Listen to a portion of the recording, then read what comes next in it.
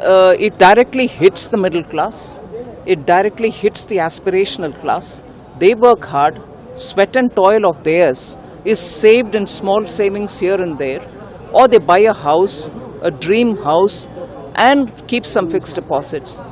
All this is going to be exposed to the so-called property tax.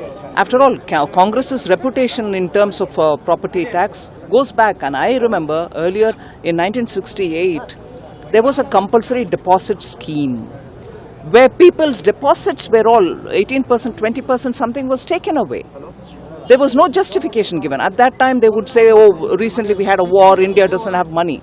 Later on, if you see the way in which they have clearly aimed at targeting people who are wealth creators for this country. They work hard, they create money, they create value, they employ people, and therefore India's economy becomes buoyant.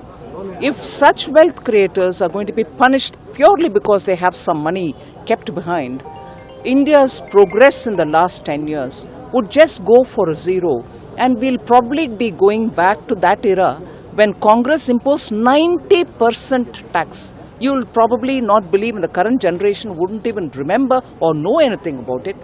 There was India when, under the Congress rule, we paid 90% of all that was earned by us as tax. That's the socialist model which the Congress party is comfortable with. But I'm sure their own properties, when transferred from the grandmother to the grandchildren or the father to children, were excluded from all this property tax. So this is a clear ploy that they'll safeguard their own interests, but I'm sorry, people of India will have to keep giving away the earnings from their sweat and toil. Absolutely convoluted. And this cannot be supported.